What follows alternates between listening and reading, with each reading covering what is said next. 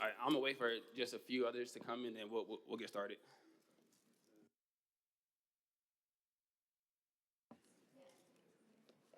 Can I get a copy of the agenda?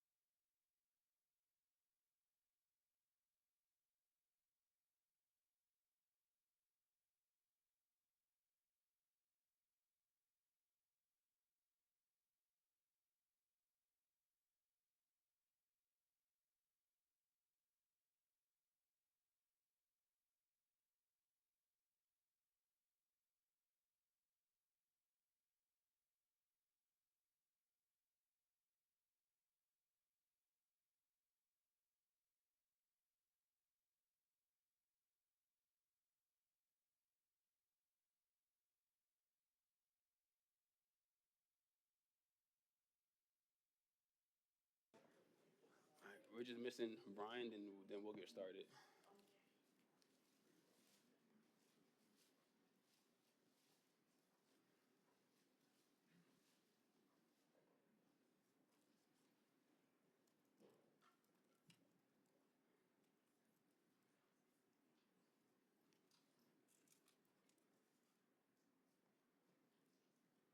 But this one is touchscreen, so that's why you have all that.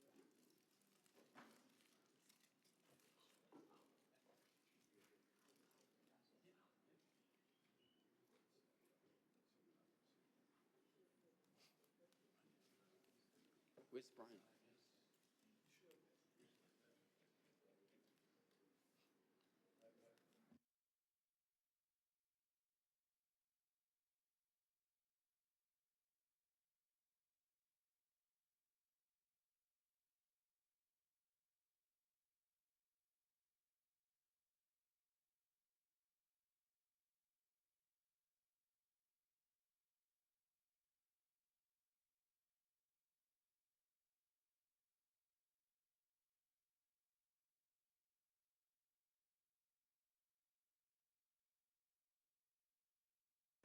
All right, I'm gonna go ahead and get started. Today is Friday, July 24th, 2026. The time is 8:15, and I'll call to order Ms. David Grace. Here. Ms. Todd is not here. Mr. Johnson, Here. Mr. Washington, Here. Mr. Rutledge, Here. Mr. Defenbach, Here. and Mr. Long. Here. All right, we have a quorum. This will take us to our work session. Item B1, 2026-001, discuss and review the City of Princeton current and projected financial status, revenues, expenditures, projects, staffing, tax rate, charges for service rates, areas of opportunity, and other items related to the fiscal year 2026-2027 budget.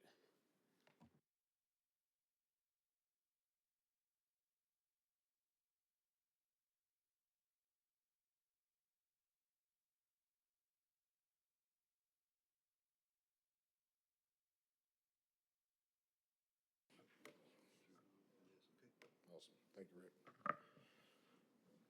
Mayor, council, good morning. Staff, directors, good morning. So first and foremost, before we get started within our strategic planning, within our retreat, I want to thank the staff for all the tremendous work that y'all done. I know a lot was thrown at y'all within a short amount of time frame. I know we had some key positions that was kind of turned over. Some different expectations was asked of y'all. Y'all went from presenting 3 budgets down to 1 budget, and then we asked everybody to start running efficiency numbers and all that stuff. So everything was kind of changed up at the last minute, but everybody came through and everybody started working together and pulling together. So thank y'all very much. Also, there's 2 people I'd really like to recognize. So Miss Kelly and Miss Aaron, I know y'all working late. I know y'all working throughout the weekend, even late last night and early this morning. Y'all were getting some things kind of knocked out. It was a very stressful time, so thank y'all very much for everything y'all did.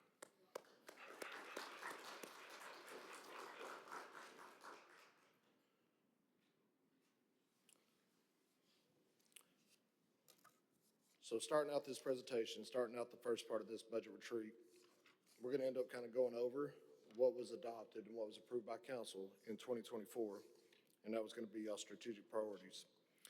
But before that, let's go through some of the objectives.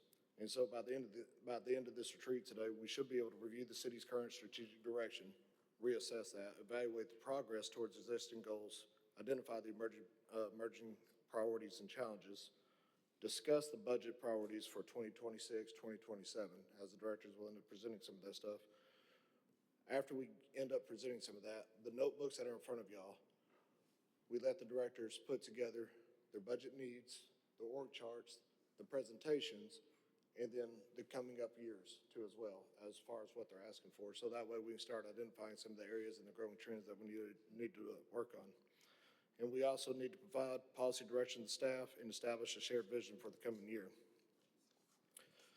So building this budget presentation, we took a lot of what the council adopted from 2024 for the strategic goals, and it was going to be 6 different goals. I'm not going to read through everything. We're just going to read through the bullet points. And that was to create a purposeful partnership, increase economic value, create entertainment opportunities, enhance building standards for safer developments, update the comprehensive plan, and develop a land construction plan. So the reason why I bring that up is why going into this next year's budget and kind of working with Kelly and staff and the team, we had to really emphasize on the efficiency of the city. And Kelly will kind of get into the budget a little bit, but some of the money is going to be they're going to be tight in other places and all that. So we had to start kind of looking at some of the other goals that we needed to run within the city. With that, we had to really kind of compound those goals. We had to bring some of the directors in and really start efficiency numbers. So in order to do that, we had to run the state of the city. So we had to identify some of the areas, some of the highlights, some of the areas of concerns and all this stuff within the city on what we really needed to work on. So you see within here, it's no guessing game here. We have continued population growth. There's significant infrastructure investment that we're going to have to look at that we already invested to as well. Expanding parks and recreation amenities. Where's Chase at? Chase and their team, they've been all over. I've been a part of a lot of their meetings and all this stuff, and I know we worked on a couple of different bond projects and tranches. I can't wait some of his presentations coming up talking about that. The continued investment in public safety. Tiffany, where's Tiffany at? Tiffany and Chief Gammons. So Tiffany's kind of stepped up this last 3 to 4 months for me and really kind of helped run that PD. Chief Gammons, he's the interim chief now of the fire department. They both kind of stepped up and really took hold of that. So I appreciate everything working with that, but we do have some major needs there going to as well. And then all the way across the board, the organizational growing needs. Every department that came in, they were asking for different needs that were going across. We had to bring some of those needs back, knowing the money deficit that we're into right now. We had to bring some of those needs back and run efficiency studies and rates all the way across the board. I probably was not the most liked person during those budget meetings.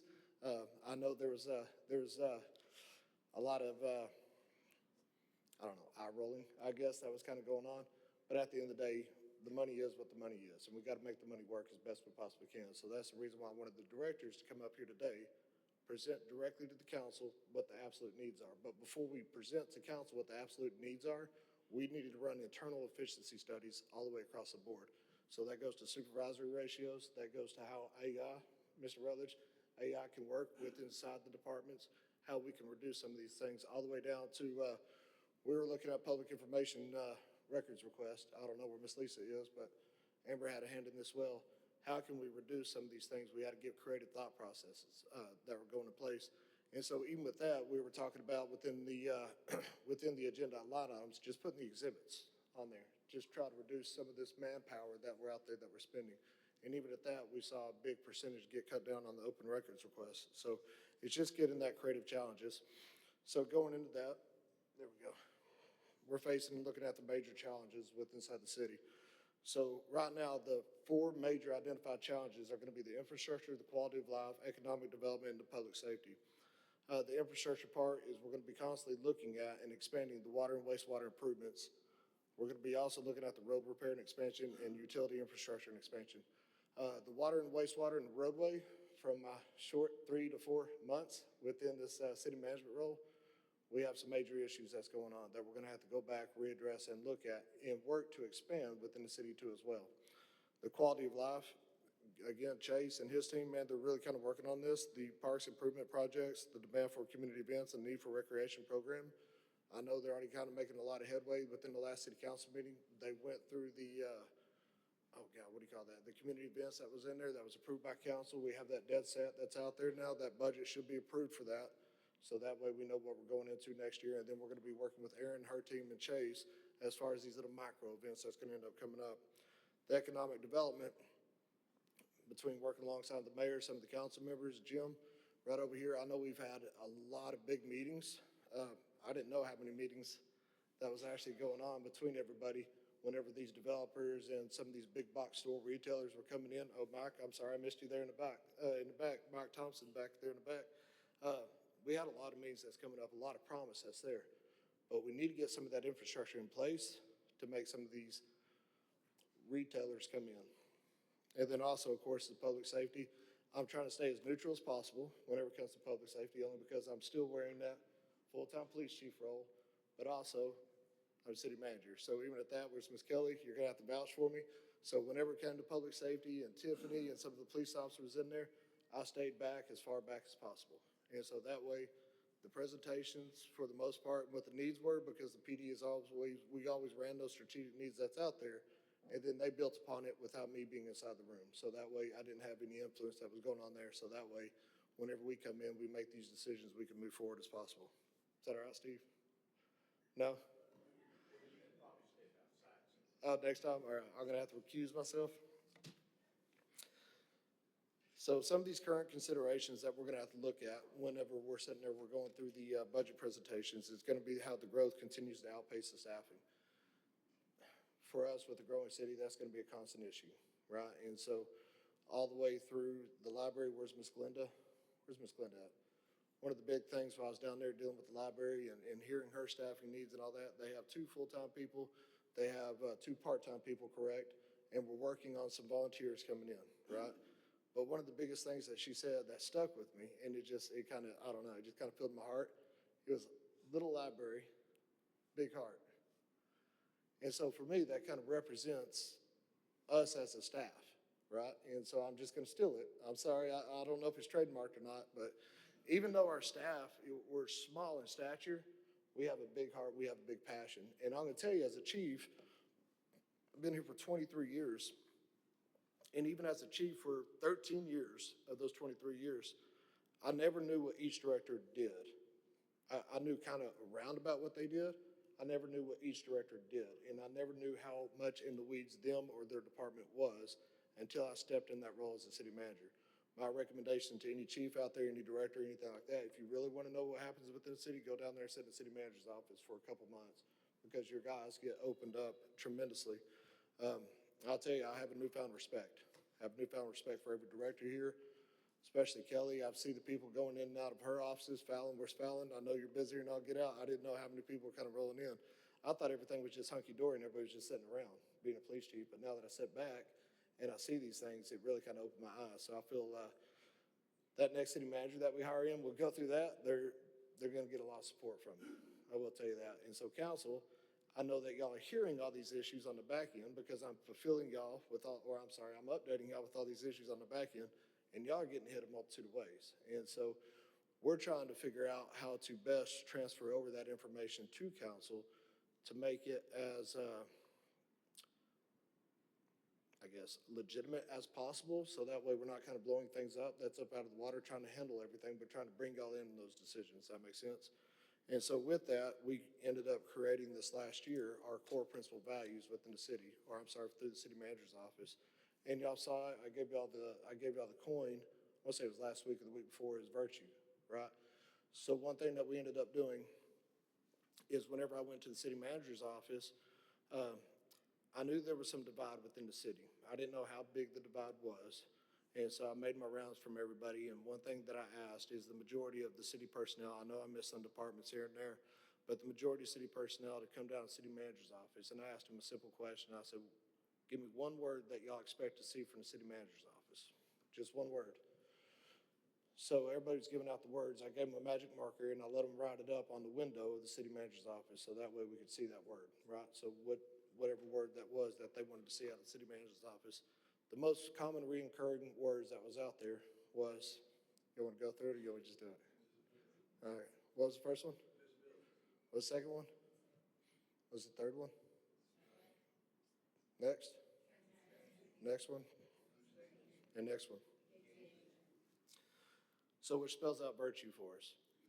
So one thing that I realized within the staff and between city management, and I don't know if there was a breakdown or wherever it was, but for us, for staff, that guiding light, that common core principles, the things that we needed to kind of move forward in, it wasn't necessarily established there. It wasn't really there for us, right? And so that's why you saw a lot of dysfunction that was kind of going around, some of the breakdowns within some of the departments, that intercommunication wasn't happening across board, right? And so we started working on that. We created the word virtue through the common core of the staff, through the help of the directors and all that stuff. So that way we have that common word that we're always kind of consistently striving for.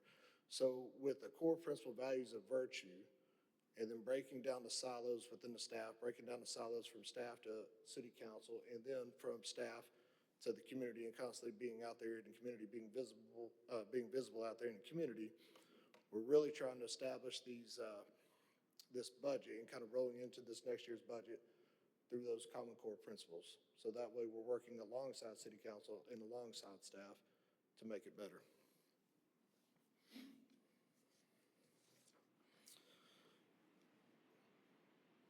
So with that, I know council kind of asked for a little bit of city manager update as far as the key positions that are going to be open, what's our city manager search looking like, some of these other issues that are out there. And so these key positions that are open, they really affect staff, okay? First and foremost, the city manager position. And so I know I've stepped in that role. I have no doubts that I am not a full-time city manager. I'm just kind of helping hold the role right now. I'm helping to kind of stabilize the ship as much as possible. But we're out there, we're actively looking for a city manager. One of the processes that city council implemented and put into place, I don't know when this was through an RFQ process. Whenever council has asked for contracts to be presented up to council, we are required to go through our policies through that RFQ process to find the right contractual services to implement, or executive search firms to implement the city manager, or to implement city attorneys or anything along those lines. So that takes a little bit of time that's out there. And so I want to say it was probably about a 2.5 month process to put an RFQ process out there, to have all the interviews come in, and then they have to be interviewed throughout the staff, and then we rank those interviews that's out there, and then present it to council. So within that city manager search firm, we have decided to roll with CPS HR. Y'all, city council should have received an email from Amber, correct? Yes? Yep, should have received an email from Amber setting up individual interviews with CPS HR. That's going to be the executive search firm. So they're going to sit down with y'all. They're going to ask y'all what y'all would like to see out of a city manager, okay? And then from that, they're going to start building that resume from that as far as what we're going to push out. That's going to end up being a nationwide search. We're looking at anywhere from a 4 to 6 months process on that search firm. Some of the next ones is assistant city manager. If you don't know, where's Lee at? Lee Elliott. Lee Elliott, he's our interim assistant city manager. He comes to us from SGR. Great guy, great personality, great culture. He's very strong in development, very strong in Eco-Devo. He's come in, he's helped fulfill the role. Whenever I first came in and Ms. Cook left us, we were all kind of plugging away at 2 positions, the city manager role that I had really no earthly idea what to do. So I was relying on everybody to kind of help me through it, and relying on council to really kind of help me through it. I know our downstairs staff was really probably frustrated with me, but we're getting through it, and I appreciate that time. But Lee kind of came in, he took a lot of stuff off my plate and started kind of helping, getting things that were going along. The next thing that I noticed that we had in there is the assistant to the city manager, or I'm sorry, we did not have this position in there. I went to council for mid-year for an assistant city manager. For me, sitting in that city manager role, there is an abundant amount of people that are constantly calling all the time on the city manager.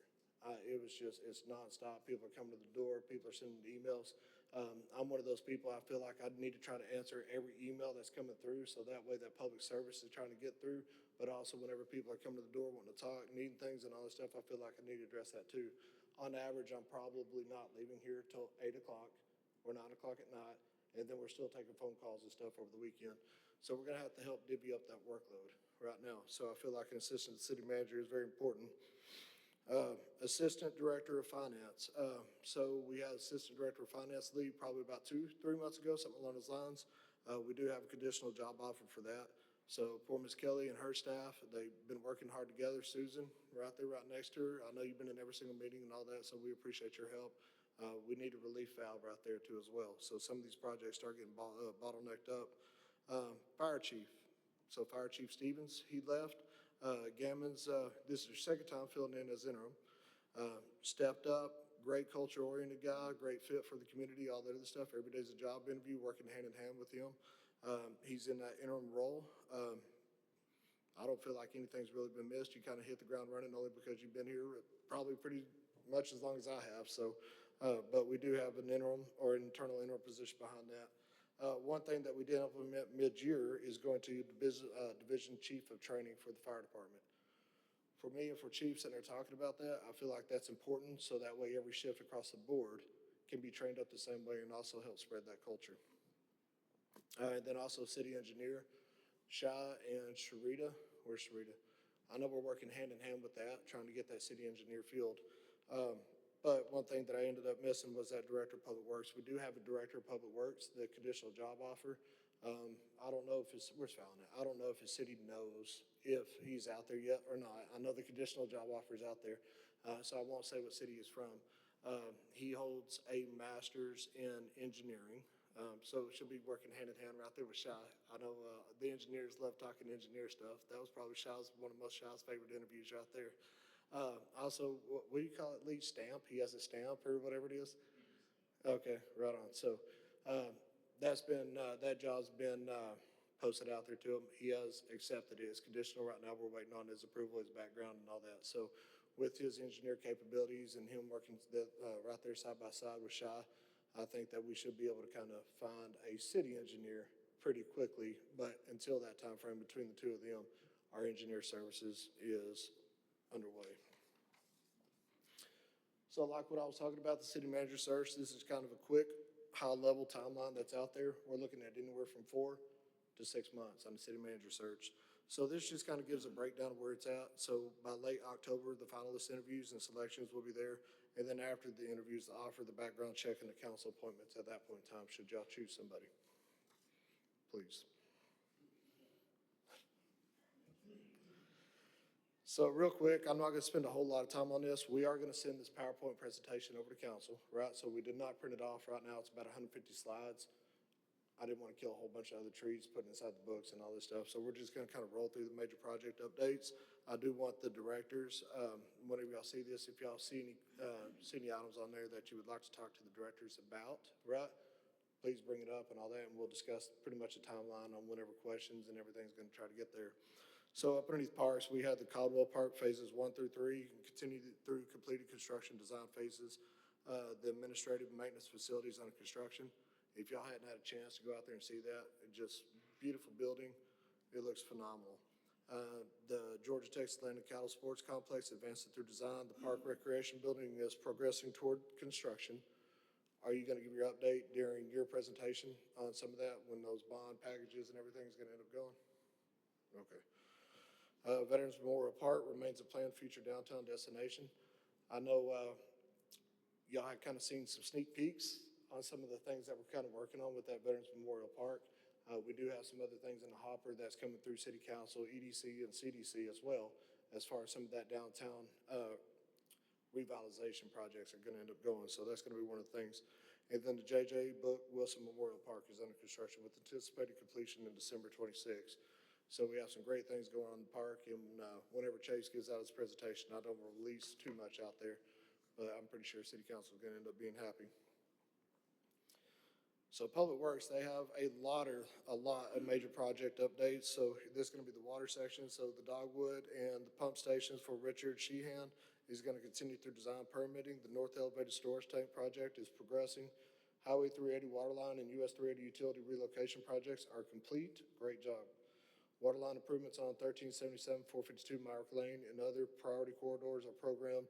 Citywide water main replacement projects continue across multiple neighborhoods. The water impact fee study and Windmore reimbursement remain included in the CIP project. So since we mentioned CIP, just know we're gonna have to come back to that. We're gonna have to look at some pretty heavy things within that. Major project roadways, or a major project update, roadways, Borman Lane is under construction. Improvement to College Street, McKinney Street, Long Neck Road, Hardware Turn Lane, Dalton Street, and Maple Avenue are programmed. TxDOT US 380 median improvements are planned. I know that's not technically our project, that's TxDOT, but those projects do include fire department, they do include Public Works, and they do include the PD because there's a lot of scheduling that has to go up whenever we're sitting there shutting down those roadway, or whenever some of the accidents happen, like what happened last week, whenever we're hitting power lines and shut down Highway 380 for a lot of time, we're having to run alternate routes. So it's using a lot of time of our city resources here to make that happen. And then also the street repair and replacement program continues. Wastewater, so we're looking at the major trunk line projects that are planned for West Tiki Creek and North White Wing Trail, Southeast Ridge, and Southeast Peninsula. The Creekview Gravity Main upsizing is programmed. Multiple neighborhood sewer main replacement projects are scheduled. Some just recently went underway. Is that correct, Sharita? Okay. And reimbursement projects continue for East Ridge, South Ridge, Arbor South, and Arbor Trails. The inflow and infiltration I&I replacement program remains ongoing. Those are just some of the major programs that are out there. And so the reason why I wanted to make sure that that's out there, one, y'all asked for it, but two, I know we talked about that the city has outgrown the staffing that's out there, right? So just within those major projects and the amount of staff that they don't necessarily have in-house, that's a lot of stuff for these, I say troops all the time, but for these employees, these troops that's out there doing. I mean, just that amount of stuff alone, but that's not including everything else that every department's out there doing. So kudos, I know that's a lot for Public Works kind of going on, and y'all are really holding it together. Kudos to y'all. Y'all got a director coming in, and kudos everybody that's on there. Being back in the city manager role, or being in the city manager role, not knowing what everybody was sitting there doing, it's a lot of work for a short amount of staff that's out there. So I know I talked about that we were going to be re-looking at some of the strategic priorities. This is just going to be a glimpse overview. We had our priorities adopted in 2024. But knowing what our budget looks like right now and how condensed it's going to end up being, we had to condense some of those priorities a little bit more, right? Kelly will get into that. I don't want to relieve anything, or I don't want to take away anything from her presentation. But we had to really take those priorities and really condense it down a little bit within our outlook, so that way we can really see where those main needs are going to end up being. So goal number one for us was going to be managing the growth through the infrastructure, and we put some objectives up underneath there. And Aaron, thank you very much for really designating this stuff down. And so when you look at invest in critical infrastructure to ensure transportation, water, wastewater, drainage, and public facilities meet current and future community needs. That's where some key integral roles. Yes, ma'am. Did I not go? That's why I need someone else to operate these. They're doing two things at once. It's horrible. All right, so this is where getting additional key personnel that's going to be helping us out. This Public Works Director, Shai, along with Sharita, just everybody getting in there, really kind of identifying these areas is going to be essential. Only because again we're operating short on staff. Guide sustainable development through proactive planning, high quality design standards, and implementation of the comprehensive plan. Y'all saw that we're pushing the comprehensive plan. The comprehensive plan was kind of being set on for a little bit, and so that was going to be a quick push that we had to send out to the city. I believe we just got to pass through P&Z, correct? And it should be coming up when to council? August 10th. August 10th to council. We're going to show the comp plan to council on August 10th. Y'all decide what y'all want to end up doing with it, kind of look at it. I know right now for us, and if you were able to kind of make the town hall reference the comp plan, it's guiding, it's a guiding plan, guiding light. It's not really policy oriented. It's a guiding light. We can always do overlays on top of it, and that's one thing that we always, that we have already sat down and kind of talked about as far as doing overlays over that comp plan, try to make some things work. And then also one thing we need to look at is improve the mobility and connectivity by advancing roadway, trail, and transportation project that enhance the safety and accessibility.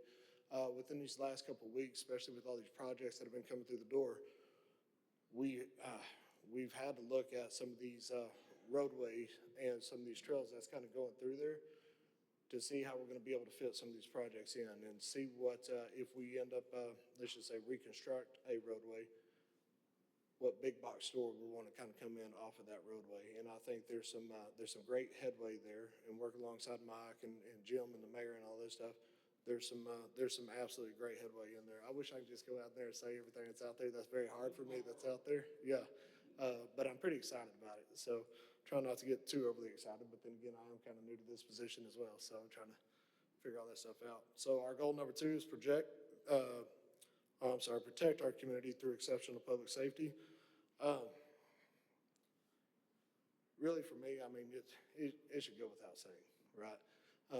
One thing that I know the PD has done and the FD is doing is constantly look at our strategic needs, okay? And so I don't necessarily believe in averages, and so you'll hear out there on the PD side, and then the FD, we have this big talk along, but on the PD side, you'll hear a national average is like 2 officers per 1,000 residents that's out there. I'm not a big believer in that. If we end up doing that, and let's just say you're looking at an average of 50,000 population, that's 100 officers. There's no way the city can absolutely sustain that right now. So one thing that we've always done with inside the PD is run strategic needs, and that's hiring an outside agency to come in to look at the PD to see everything that we're doing, and then see exactly what we need to sit there and upgrade the PD or to make the PD more susceptible for growth. Chief Gammons, he started doing that this year too as well, and started kind of working through that. You've seen the closure of Fire Station 4.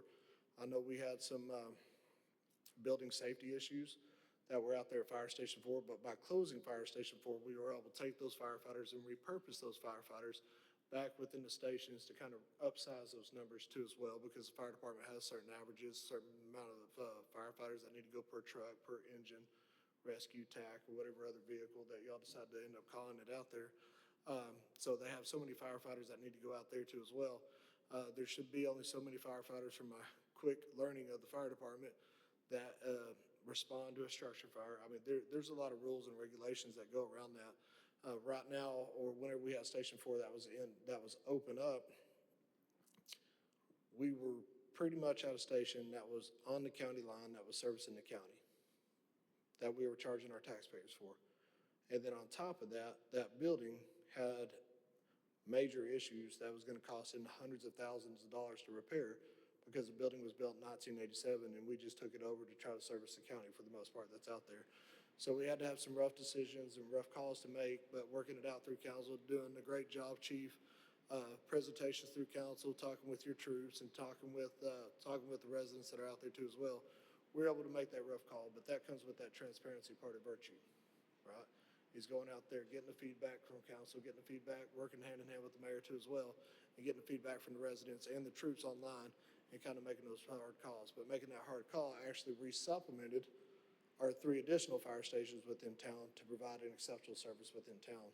So kind of keeping that mindset and moving forward as how we are going to sit there and project growth within our public safety needs as well, with the city growing at an exponential rate that we're growing into.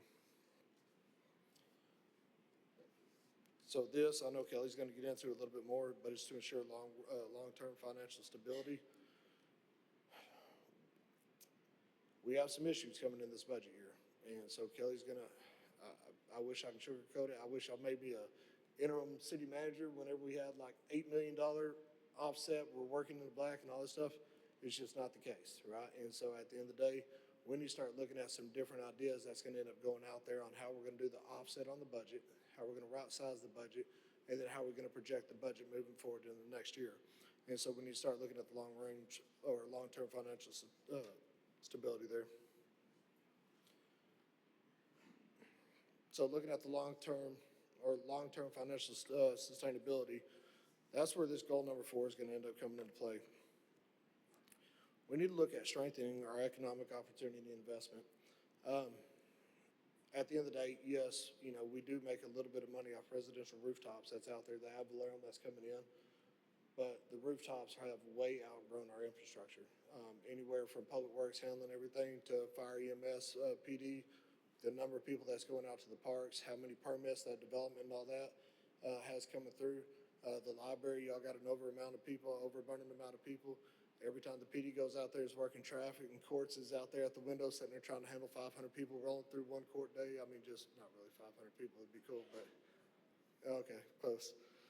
But it has an effect on people. How are we going to end up running or strengthening our economic opportunity